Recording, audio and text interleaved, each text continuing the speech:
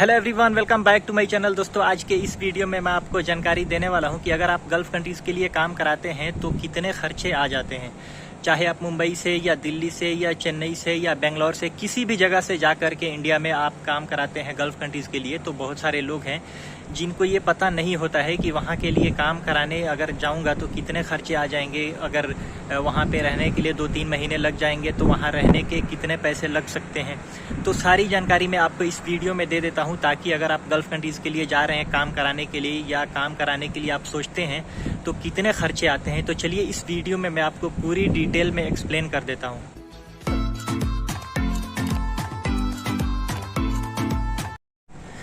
तो दोस्तों, अगर आप मुंबई जाते हैं या दिल्ली या कहीं पे भी जाते हैं इंडिया में बाहर के लिए काम कराने के लिए, तो वहाँ पे जो महीने का जो खर्चे हैं और वहाँ पे ऑफिस के जो चार्जेस हैं, तो ये सारी चीज़ें मैं आपको बता दे रहा हूँ। तो वहाँ पे महीने के जो खर्चे हैं वो लगभग 5 से 6 हज़ार में आपका हो जाएगा। महीने का रहने का, खाने का और बाकी आपका ट्रेवलिंग का सब मिला के 5 से 6 हज़ार में हो जाता है। और ये कैसे होता है, क्योंकि आपको वहाँ पे हाई फाई रूम में नहीं रहना होता है। वहाँ पे जो बाहर के लिए काम कराने के लिए लोग जाते हैं तो उसी रूम में रहते हैं जहाँ पे मतलब 8-10 आदमी एक रूम में रहते हैं, या 2 रूम में मिला करके 8-10 आदमी रहते हैं। नहीं तो एक रूम रहेगा तो वो थोड़ा बड़ा रूम रहता है, उसी में 8-10 आदमी रहते हैं। कभी कभी लोग ज़्यादा भी हो जाते हैं तो आपको एडजस्ट करना पड़ता है, तभी जाके 5-6 हज़ार में मुंबई में आप रह सकते हैं। नहीं तो वहाँ पे रहने के लिए इतना एक्सपेंसिव है कि बहुत मुश्किल हो जाएगा आपको 2-3 महीना 4 महीना रुक करके बाहर के लिए काम कराना। तो वहाँ पे किराया जो होता है लगभग अभी जो चल रहा है कि 1500 लगभग लग जाएगा। कहीं पे थोड़ा कम भी हो सकता है। तो 1500 वो हो गया, प्लस आपका वहाँ पे खाने का और जो आपका इंटरनेट का खर्चा, और कहीं पे भी आप इंटरव्यू देने के लिए जाएंगे तो ट्रैवलिंग का भी बहुत खर्चा होता है, क्योंकि हर 2-3 दिन पे आपको ट्रैवलिंग करना ही पड़ेगा। कभी किसी ऑफिस में वैकेंसी आया, कभी किसी ऑफिस में भागना पड़ेगा। तो टोटल मिला के 5-6 हज़ार कम से कम खर्चा होगा। इससे ज़्यादा भी हो सकता है अगर आप ज़्यादा कंट्रोल नहीं करेंगे तो, और अगर आप कंट्रोल करेंगे तो थोड़ा सा बचा भी लेंगे। लॉन्ग टर्म के लिए अगर आपका काम होता है तो वहाँ पे जो अभी चार्जेस हैं ऑफिस के लगभग 50 हज़ार हैं। यानी 2 साल का कम से कम आपका एग्रीमेंट होता है किसी भी कंपनी के लिए, तो उस ऑफिस में आपको चार्ज जो भरना पड़ेगा वो 50 हज़ार। तो किसी ऑफिस में हो सकता है 5-10 हज़ार कम भी हो सकता है, लेकिन फिलहाल तो कम नहीं है, 50 हज़ार एवरेज है। लेकिन आप काम कराने से पहले उस ऑफिस में ये ज़रूर पूछ लीजिएगा कि ऑफिस का चार्ज कितना है।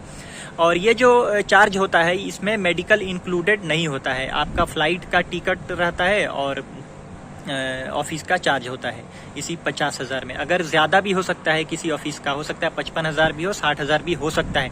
इसीलिए आप ऑफिस में क्लियर पूछ लीजिए कि इसमें इंक्लूडिंग मेडिकल है क्या, क्योंकि जनरली मेडिकल इंक्लूडेड इसमें नहीं रहता है।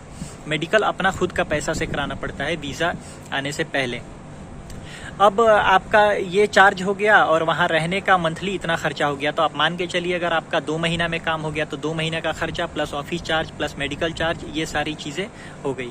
और अगर आपका काम होने में 3 महीना लग गया, 4 महीना लग गया, तो महीने का आपका खर्चा इतना आ जाता है। बहुत सारे लोग हैं जो क्या करते हैं कि ऑफिस में नहीं जा करके किसी एजेंट से काम कराते हैं। तो एजेंट लोग का जो चार्ज होता है वो लोग कम से कम 70-80 हज़ार रुपये लेते हैं। फिलहाल तो 80 के ऊपर ही कोई भी एजेंट ले रहे हैं। तो इसमें क्या है कि आपका अगर नसीब अच्छा है तो अच्छी कंपनी में काम हो गया, नहीं तो वो लोग एजेंट जो होते हैं कैसा भी कंपनी में काम करा देते हैं। फिर वीज़ा आने के बाद आपको पैसा देना ही पड़ेगा, क्योंकि वो लोग आपका पासपोर्ट लेकर के ऑफिस में जमा कर दिए होते हैं और बोलते हैं कि आप पैसा नहीं देंगे तो पासपोर्ट नहीं मिलेगा। तो बहुत मुश्किल हो जाता है। आपको अगर अच्छा कंपनी मिलेगा कि ख़राब मिलेगा ये आपको पता नहीं है। इसीलिए अच्छा होता है कि किसी अच्छे ऑफिस से ही जा करके काम कराया जाए, तभी आपके लिए बेटर होगा। तो एजेंट का जो खर्चा हुआ ये 80-90 हज़ार आप मान करके चलिए। और अगर आप मुंबई जाएंगे तो वहाँ भी लगभग खर्चा इतना आ जाता है, क्योंकि वहाँ पे रहना है, फिर आपको खाना, रहने का, खाने का, फिर आपको वहाँ पे काम कराने का। लेकिन क्या है कि अच्छे ऑफिस से काम कराएंगे तो आपका एक्सपीरियंस बढ़ेगा, अच्छी कंपनी में होने का चांसेस ज़्यादा रहेगा।